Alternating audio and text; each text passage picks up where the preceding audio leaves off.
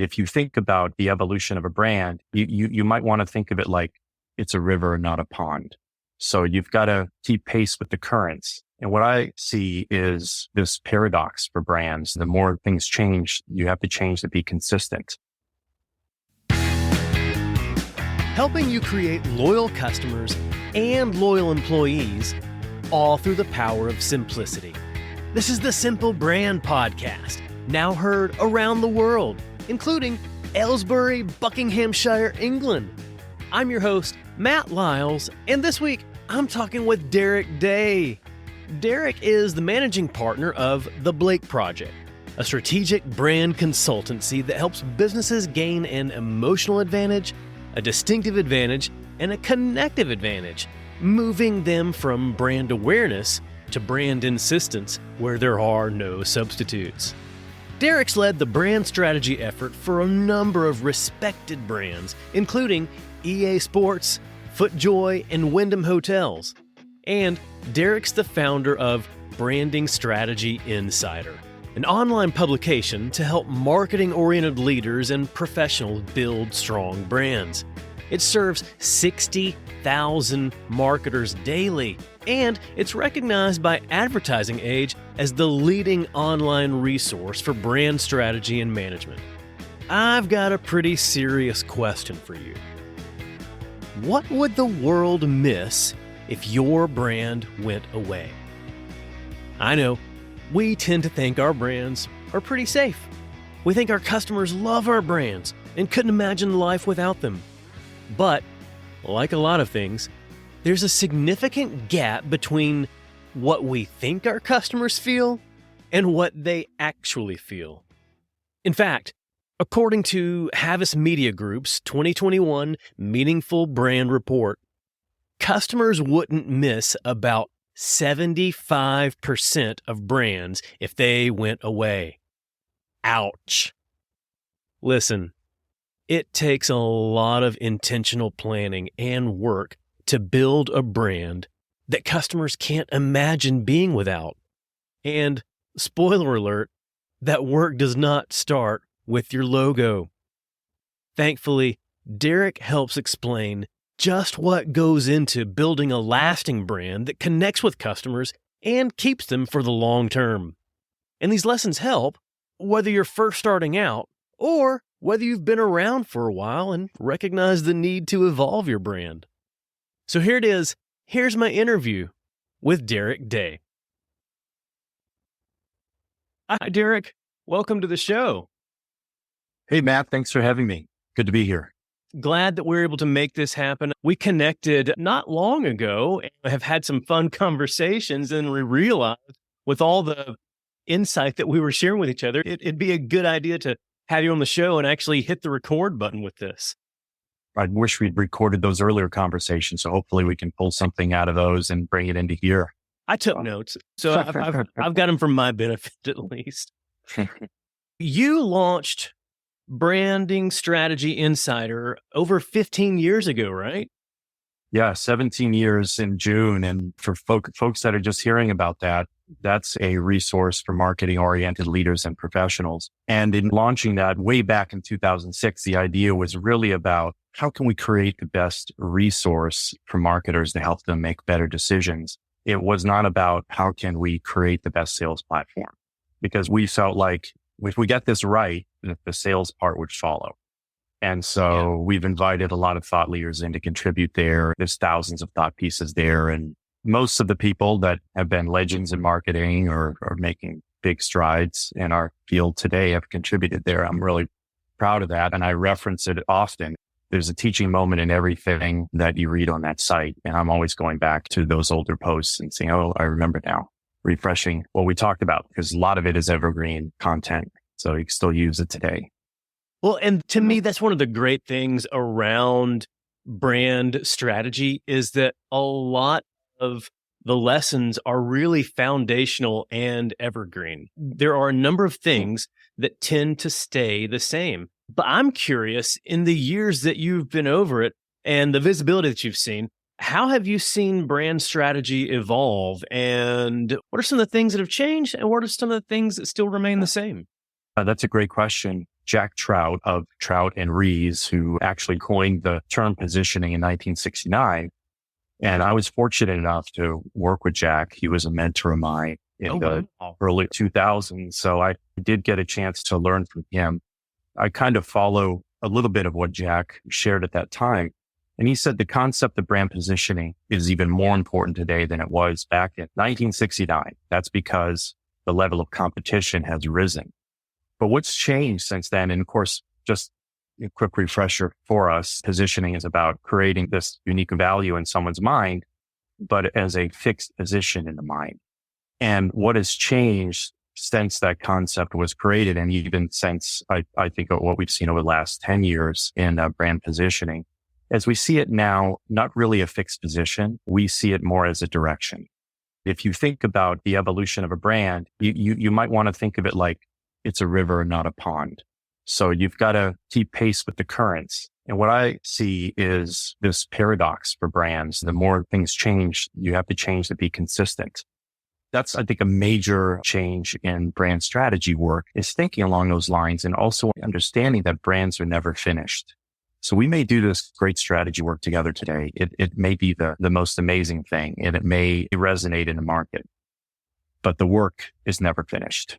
You've got to keep coming back because things are always changing. They're evolving. Lots of people say brands are living things, and that's true. To me, that makes a lot of sense, especially when you realize how customers' lives change and what all is being introduced to customers, what customers are expecting and how their expectations are changing. And so if a brand holds a position in a customer's mind, I don't think that it can hold that position unless it changes and stays on that same trajectory, that same transformation that customers go through.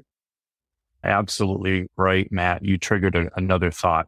When we look at brand strategy, and there's a couple of usual suspects like your target customer, but the two that I think are important to talk about here, one is brand essence, and that's the thing that never changes.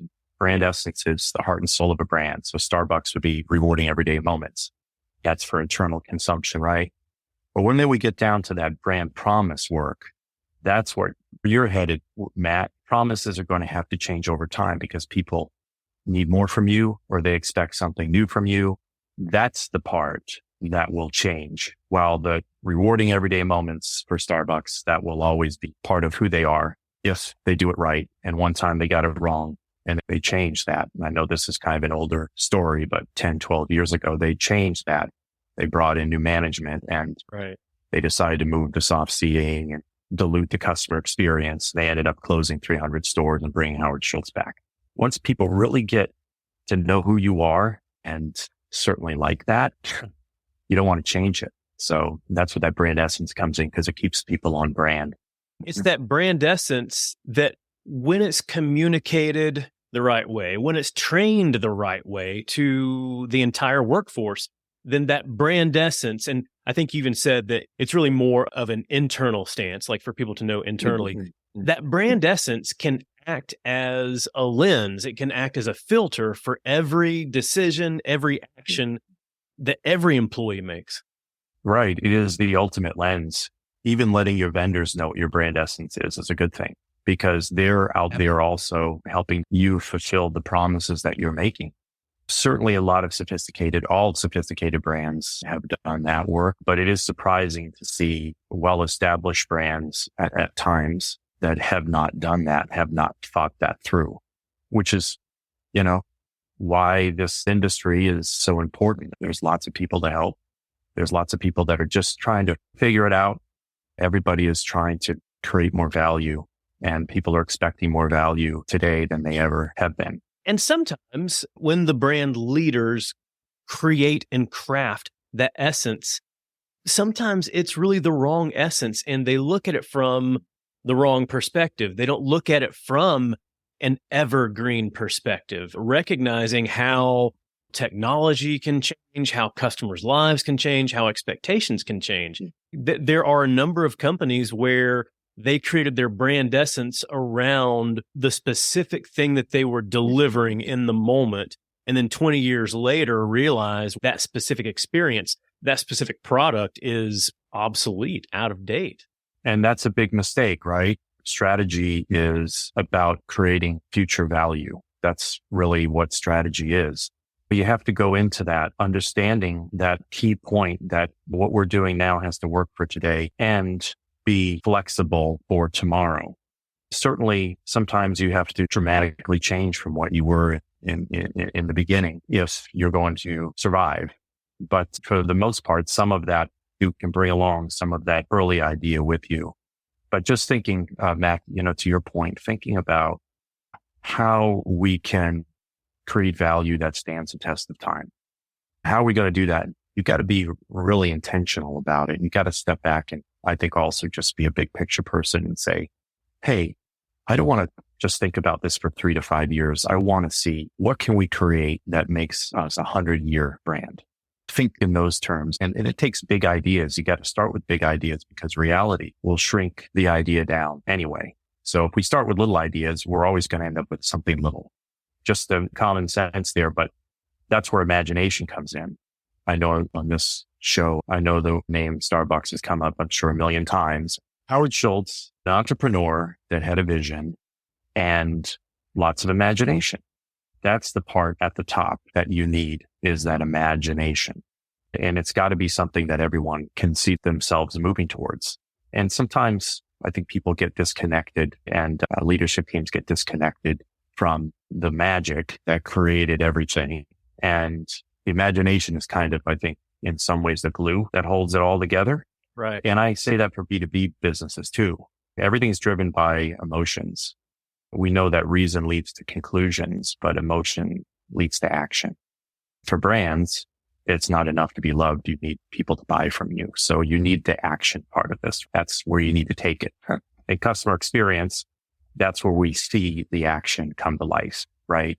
And I think it's that relationship between the brand essence, which should be crafted in a way that should stand the test of, at least a long duration of time. 100 years would be ideal. It's the relationship between that essence and then the brand promise, which can and likely should evolve over time. I think a brand promise should evolve based on customer expectations and then even based on your own capabilities as well. Definitely, but how? A lot of people would probably ask us, well, how do I do that? And I think you have to walk around your business and look for what I call like access points into the truth. You have to be in possession of the truth. There's a couple of moving components to the truth. There's what your customer's thinking about themselves, your competition. There's what you are thinking about your own business. And at times there's what your brand consulting or agency partner is thinking about. What can they lend to this? But you have to make an honest self-assessment and you have to be able to put your whole business on trial for its life and not be afraid to say, this is not going to get us there and move away from it. And that's hard work, especially when we're really invested in the work we're doing as marketers. And even as leaders, we get emotionally attached to what we're working on. And then when it comes time to say, that brand in this portfolio is not performing and it's time to spin it off or let it go. It's hard for people to do that, even when the numbers are there. But that's what you have to do if you're going to continue growing.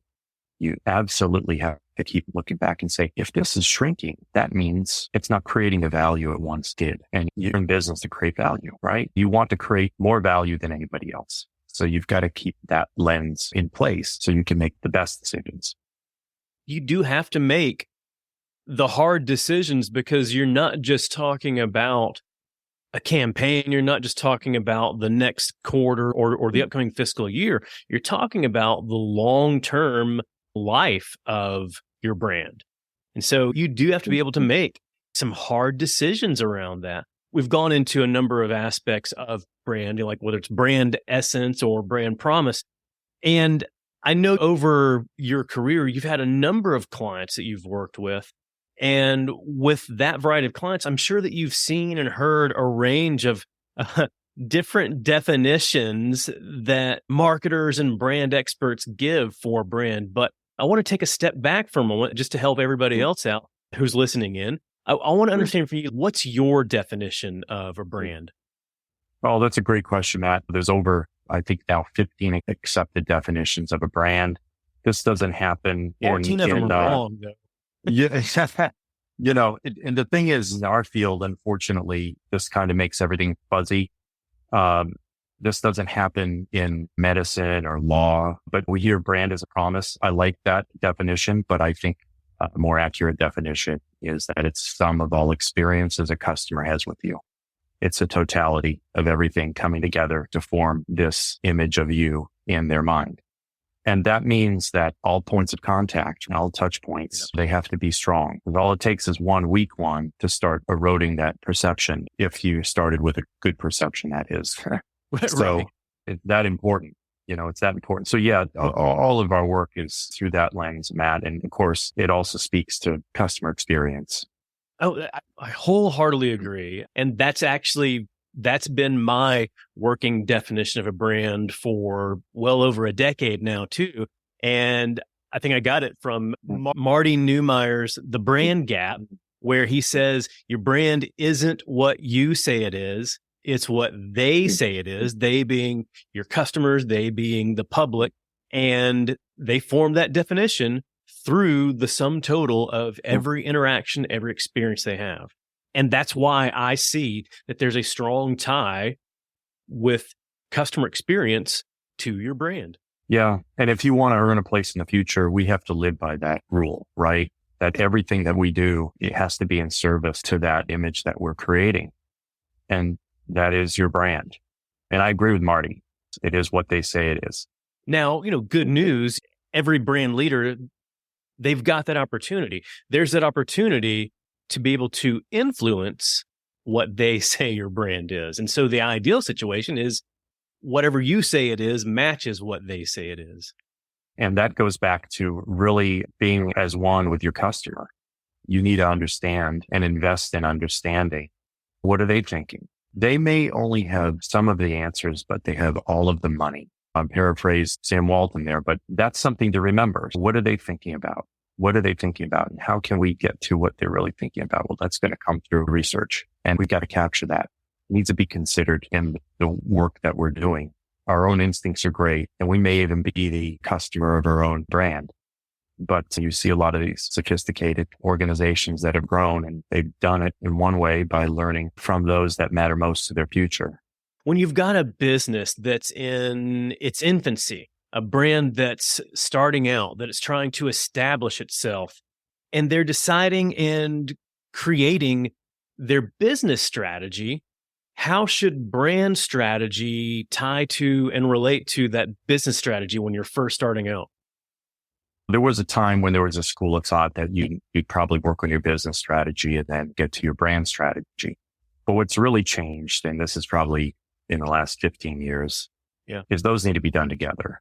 You're working on your brand strategy in its embryonic stages, the embryonic stages of its business.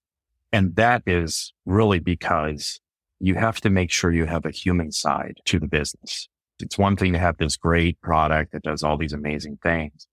But if you haven't considered that emotional connection that's going to pull people in and let's just say help them prefer your offering over someone else's, then that's where you're skipping a step. So it needs to be done right in the beginning. And brand strategy and business strategy, business strategy is about models and how we're going to compete in the marketplace. To some degree, brand strategy is right there with it. And they're both deep work. It's not surface stuff. So for instance, in brand strategy, one of the things that we do is understanding the enemy of your brand. So the enemy is not your competition. That's what competes or conflicts with your purpose. Right. What is that thing out there? What's that dragon that if you slayed would make you the hero in the story, would make you the hero in the customer's eyes?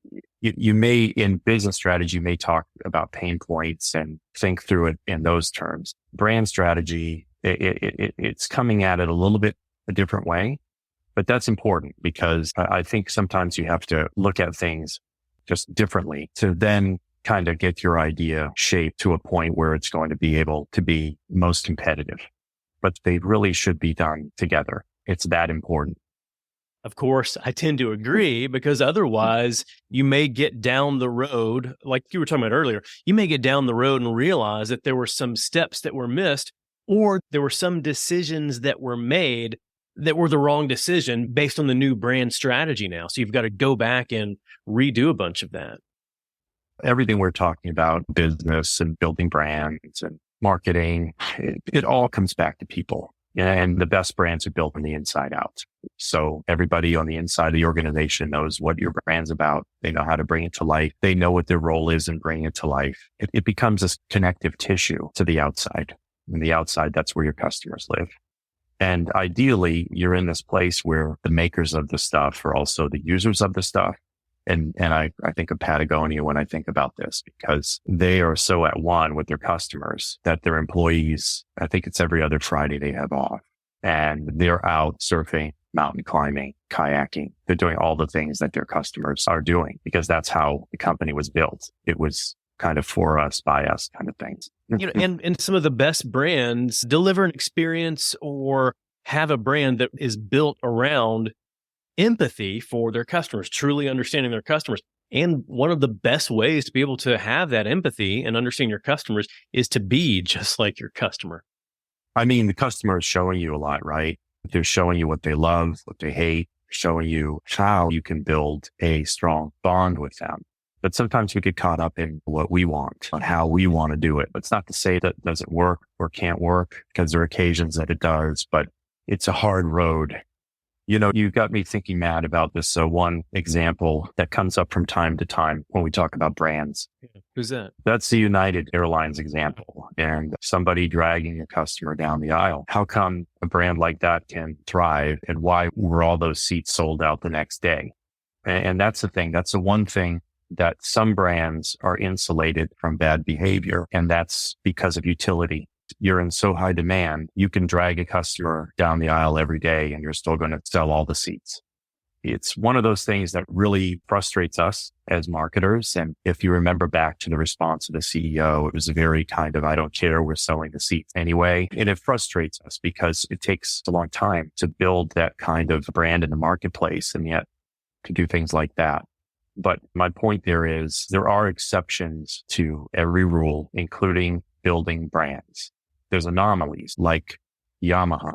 If I say, what do you think of Yamaha? You might say, oh, great motorcycles. Well, someone else will say great keyboards, right? Yeah. There's different meanings. And maybe that kind of segues us into something else. And in my opinion, people aren't buying products, they buy meanings. Right. Things matter to them. That's really all that matters to them.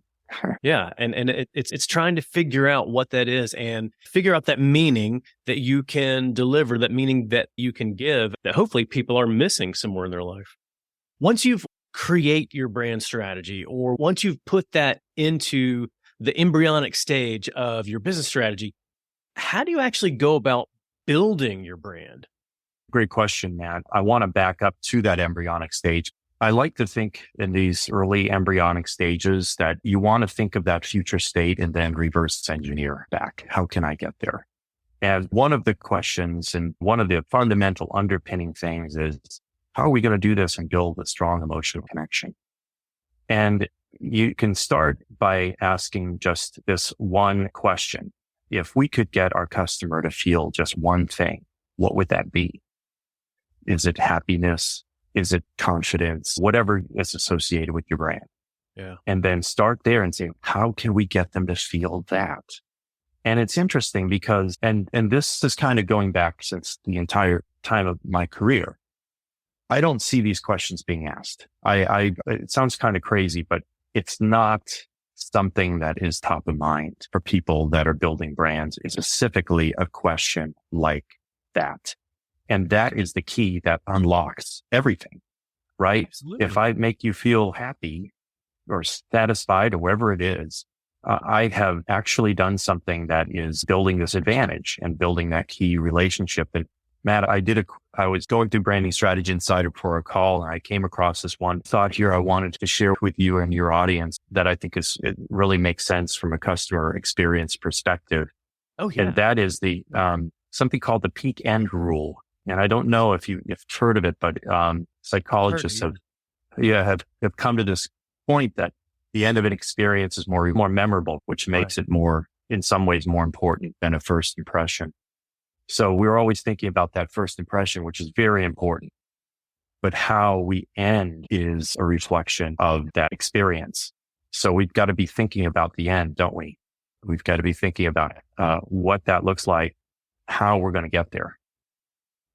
Absolutely. And it's understanding, or number one, recognizing that there is an importance, there's a value around that last impression that you leave. And I think a lot of times I see a number of brands that make the mistake in defining the wrong end or the wrong place where they want to leave an impression. They think, oh, here's the customer journey, and here's what we say is the last interaction of that customer journey. So we're going to put that impression right there. And they forget, they don't realize that the customer journey actually has a number of steps that go beyond that. And they don't even think about whatever impression they want to leave in those steps. Part of this is also understanding there's an employee journey too in delivering this promise, and the two need to be aligned. What kind of punctuation mark are we adding to the end of this experience? The hope is that you're going to have thought this through in the beginning. So everything goes the way you'd hoped, or at least you have a shot at getting there. If you skip those early steps, you need to recalibrate your expectations, or someone needs to tell you, then it's not going to be the way you'd hoped. You've got to think it through first. I know I'm sounding like I'm getting paid by the word by saying that again. No, well, I mean, it's those important lessons, those important things you have to do that honestly, they bear repeating. Like you have to repeat it so that it sinks in. This journey, this never ending journey to create this value, it all starts with getting those folks together that are responsible for helping create this thing and making sure everyone sees this the same way. Because that's also one of the things I see in the brand consulting work is you'll hear someone say, wow, I never knew you thought this way about something very critical. Just like a team, we got to huddle. We got to get together. We got to be talking about what that next play is going to be. And then what we want to see for the outcome of the whole game. We got to be right there. And you can't do that too much. I think that's where things can start falling down when you're not connecting on something as important as your brand strategy, which leads to your customer experience and certainly that strategy. You got to reinforce that. You do. And you've got to recognize that every functional area, every team, every employee plays a role in delivering on that experience. They play a role in building the brand in the customer's mind. Yeah, every person even is a touch point, really. They're shaping these perceptions. The thing about this also, Matt, just to sure your listeners know, but once we encode something in the mind, it's very hard to get people to change what they think about things. Right. Especially when it gets really bad, when things go bad. You could be in a situation where you may even have to change company's name. So that's another reason why you want to think it through early.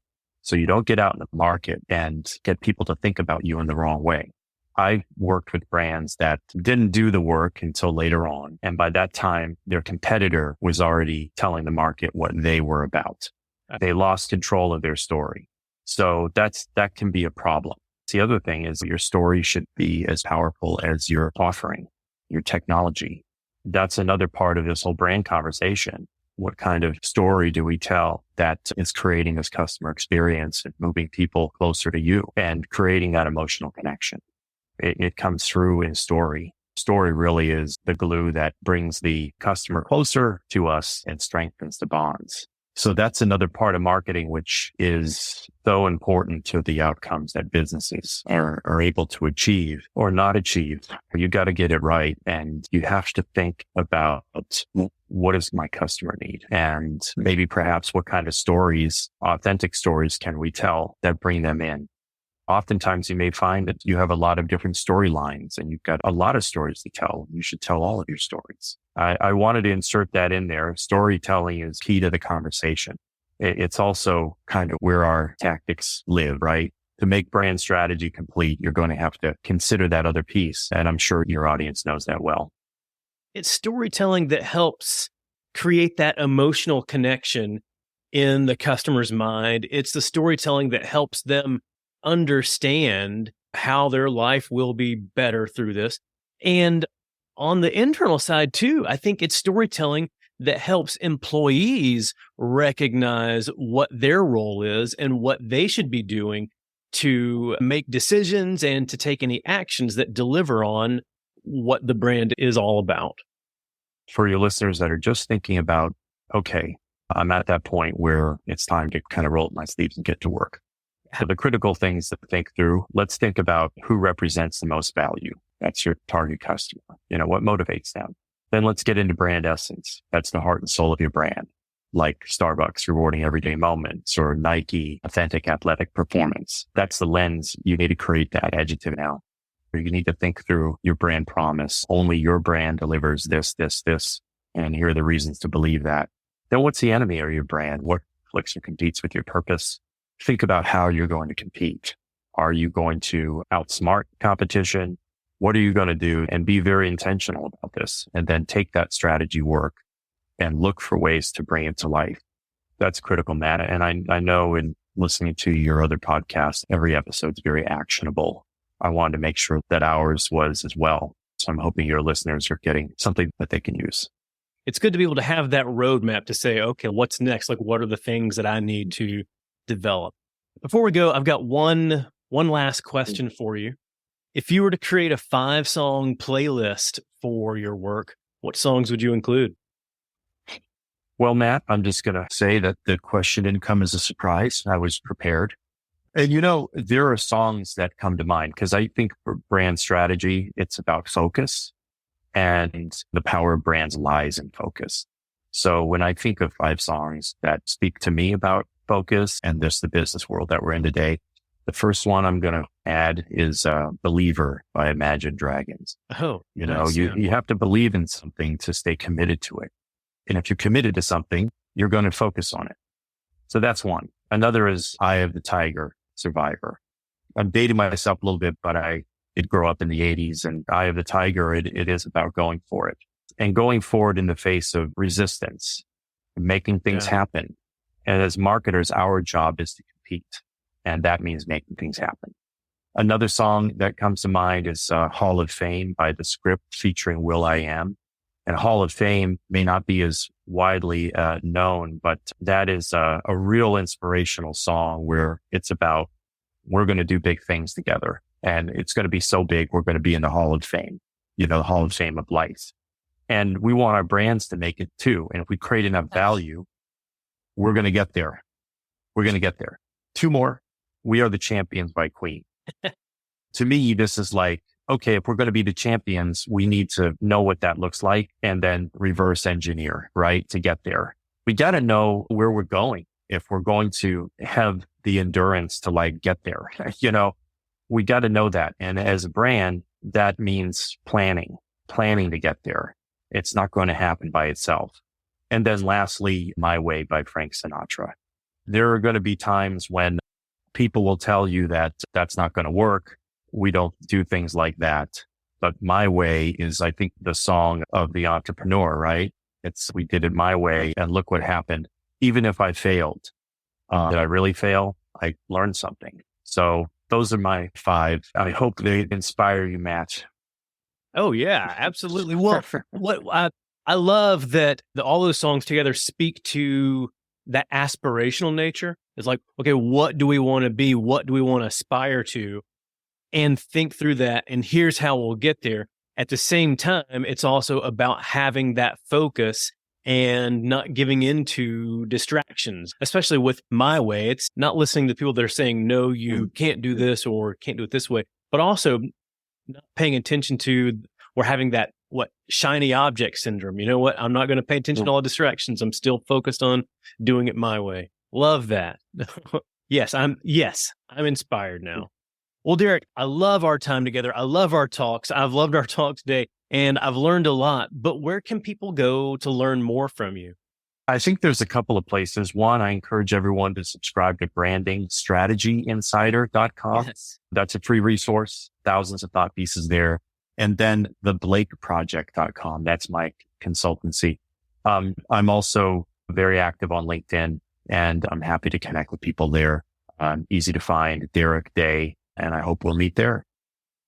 There you go. I will give a plug for Branding Strategy Insider. That's a resource that I've used long in my career for not since 2006, but not long after that, at least. And I love the fact that, like we were saying earlier, a lot of the lessons are still evergreen, still foundational. So digging deep into the library, you're still going to get stuff that's relevant and it's going to help you today. Thank you for that, Matt. And thanks again for having me. Yeah, well, thanks for being here, Derrick. Great seeing you. You too. I hope you enjoyed my discussion with Derrick Daye.